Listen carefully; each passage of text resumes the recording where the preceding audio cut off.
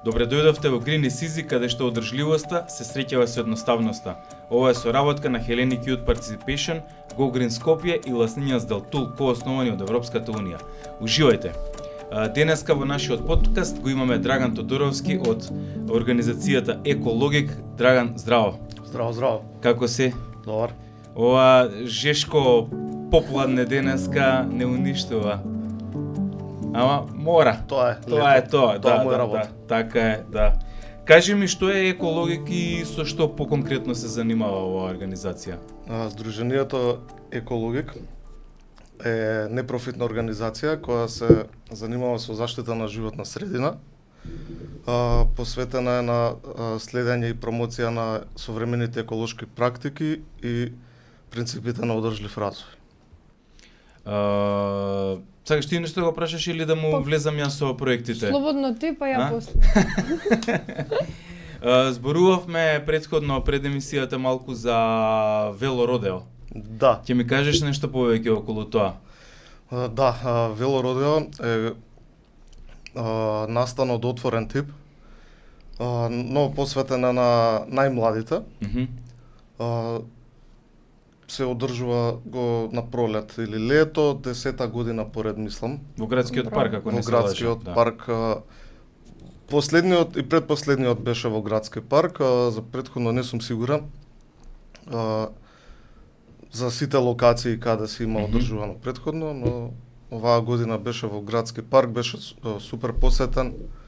Најчесто најмладите доаѓаат со своите родители за да учествуваат нели во некоја од трките, мора да има присуство на родител.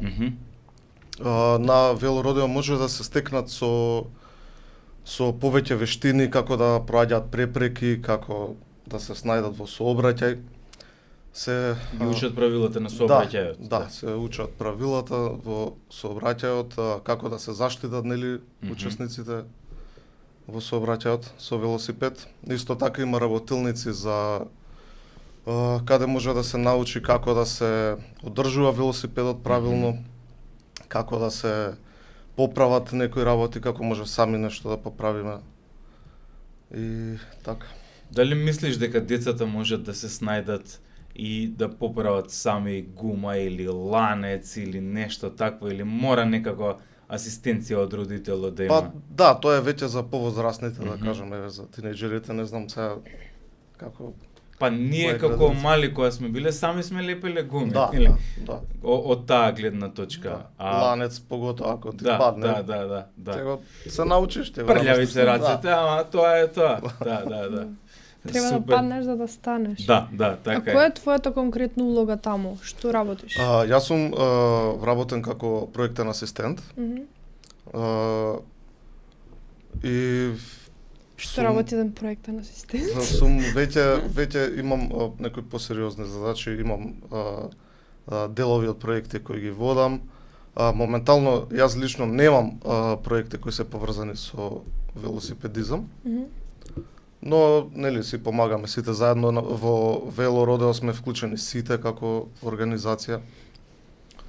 И така, ако сакате можам нешто во врска со моите одговорности проекти да ви кажам што имам за задачи моментално. Работиме на еден проект кој се вика We Are Europe и се разработува курс, јазичен курс во повеќе земји и се користи виртуелната реалност како технологија.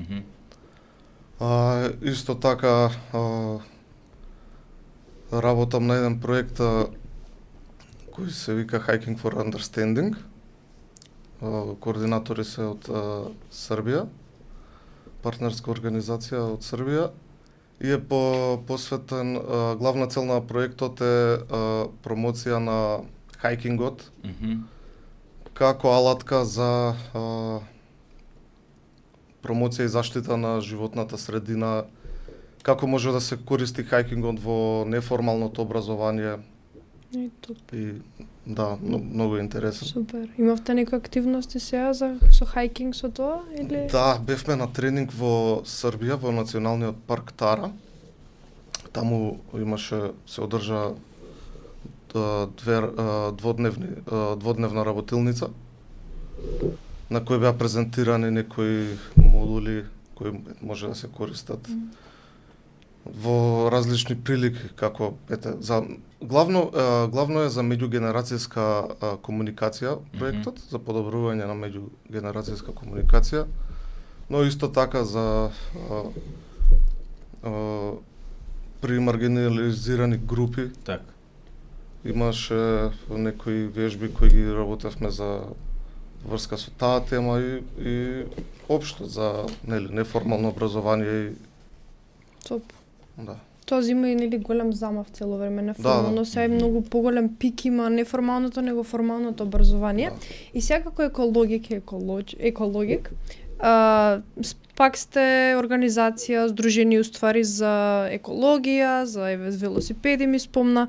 И сега кои се тие некои зелени практики кои што ги правите на тимско ниво, на индивидуално ниво, усмисла на, не знам, може штедите на хартија, поише на дигитална форма или не знам, одите со велосипед. Кои се конкретни некои ваши зелени практики и тимски и индивидуално за тебе?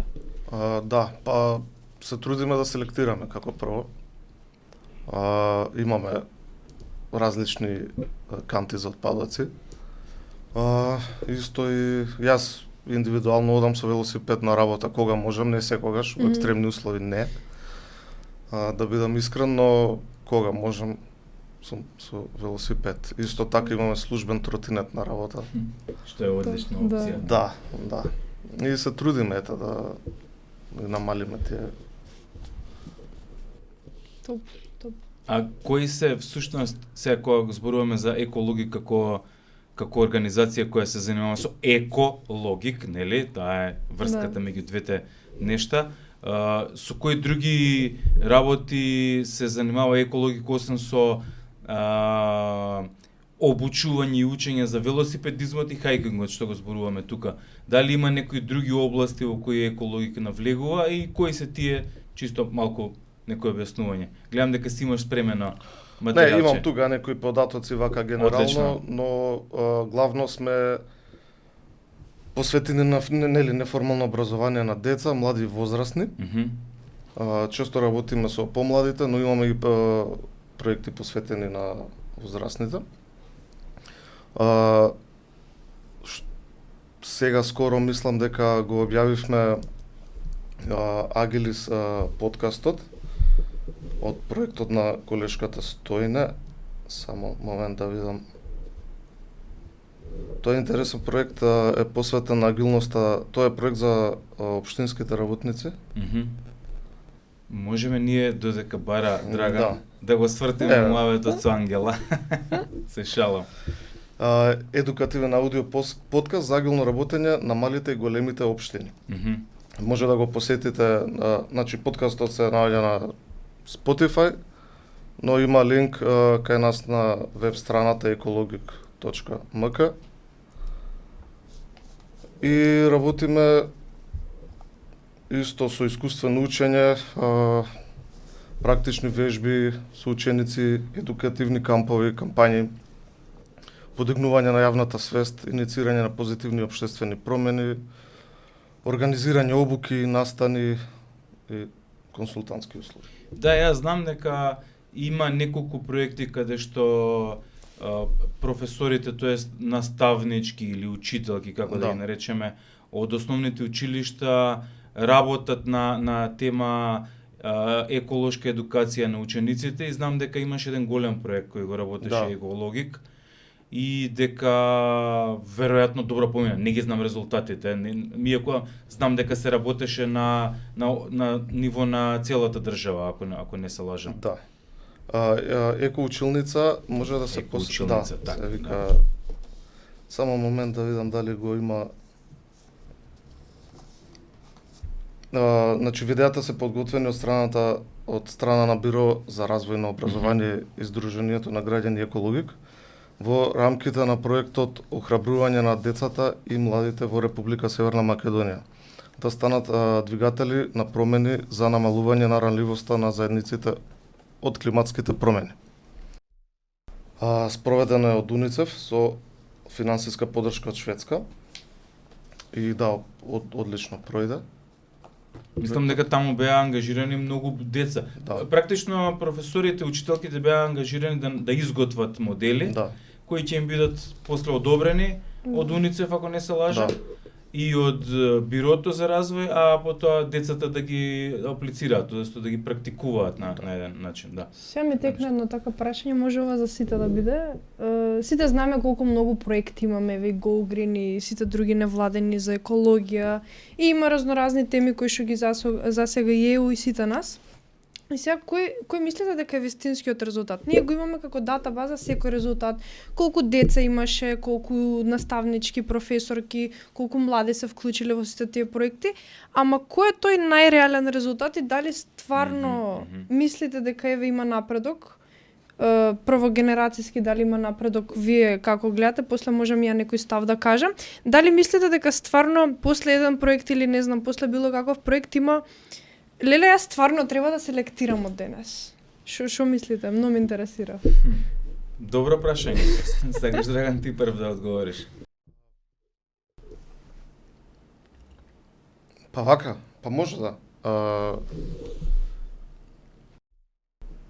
Тренингот што го спомнав претходно во Србија што го посетивме, нели имаше неколку вежби кои ги правевме таму на работилницата и после тоа имав прилика да ги спроведам тие вежби и бев малце скептичен како ќе се одразат за дали учениците што го посетија нашиот камп како ќе реагираат на тоа, дали ќе им биде интересно, средношколци се малце така интересна целна група и ја бев навистина пријатно изненаден како сето тоа им беше интересно на крај.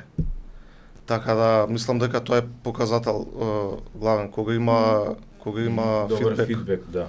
Да, директно од учесниците во дали е некој настан или нешто, кога може да се види дека навистина тоа им значи на луѓето кои го посетиле настанот. Не знам, јас од лично искуство би тргнал.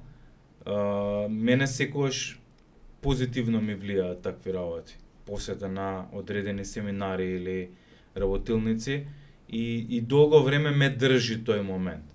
Значи, ако се апдейтува на одредени временски интервали, мислам дека ќе легне и после ќе стане практика. Ама ако не се одржува, дека полека ќе избледи. И мислам дека истото тоа на вашиот проект, дека ако не го држите темпото, не знам, еднаш годишно да се практикува такво нешто, дека полека општеството ќе ги изеде сите тие работи што се стекнале за тие 2 дена таму. Да, мора да има континуитет. Континуитет мора да има, да. Дефинитивно. Свам ја да си го одговорам прашање. Ајде. Исто, ја би тргнала од лично искуство на искрено. Еве, јас само што завршив средно и уствари така и почнав со кампови, со проекти Еразмуси. И мене стварно накако преако, леле, прво патуваш, после тоа запознаш нови луѓе, ја почнав ептено накако, окей, кидаме за дружба и после тоа одреден ти што викаш континуитет, после тоа сваќаш дека уствари има смисла секој проект, не е само финансирање, имплементација, туку стварно има со добар континуитет, добра агенда за дали е тоа камп, дали е тоа проект, добар начин на пласирање на проектот, производот до младите, мислам дека само така би било продуктивно, ама се додека има примери други случаи, сега не негативни, меѓутоа реалноста е таа што еве има проект, дечки ќе губите часови. Леле ќе губиме часови, тоа е само за губење часови.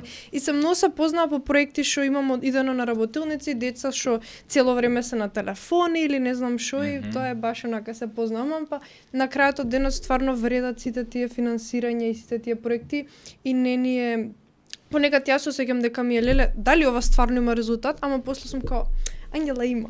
Имаше на тебе, има и на другите. Па знаеш како, ние постојано трубиме не тука на овие видео подкасти, па и тука до некаде за sustainability, нели, за одржливост на нешто. Сега не зборуваме само за одржливост на нештата во природата, него на состојбата на умот. И тука треба да биде одржливо нештото за да функционира понатаму и за да си тера работата како што треба. Ако се вложи на некои пари, тогаш нели треба да се види фидбекот на тие пари. Да се вратиме на екологик. Кажи ми, колку е лесно или колку е тешко да се биде екопријателски настроена организација, како екологик, например, и дали можеш една порака да испратиш кон младите што го слушаат го гледаат овој подкаст. Да. Значи првен екологик и неговата еко-френдли програма. Па може ќе звучи клише, ама ако сакаш е лесно. Тоа би го кажал, бидејќи навистина, за да сакаш нешто треба да сватиш дека вреди, дека треба да го правиш. Да тргнеме од таму дека ако сватиш дека нешто е добро за тебе и за сите околу тебе, ќе сакаш да го правиш. Така е. И нема да ти биде тешко. Воедно нели тоа и пораката до младите. Да. Океј, супер. Супер. Фала ти многу што дојде на подкастов, што одвои време во работни часови за прв Така е, пат. да. Фала Да. на вас што ме Фала ти, поканивте. Драган, да. И сега ќе затвориме со нашиот краен со нашето крајно аутро. Така што дечки ви благодариме што слушавте официјалната епизода од подкастот Green is Easy, заеднички проект на Hellenic Youth Participation, Go Green Skopje и Ласнињас дел Тулк, основани од Европската унија. Сакаме да ги слушнеме вашите диви откачени зелени совети. Дали ја претворивте вашата стара чораба во држач за растенија или пак користевте лушпа од банана за да ги светнете чевлите? Споделете вашата еко-креативност со нас на социјалните мрежи со хаштазите Green is Easy подкаст или пак Green is Easy, така што колку е по-чудно или по-откачено, толку е подобро. До следен пат, бидете зелени.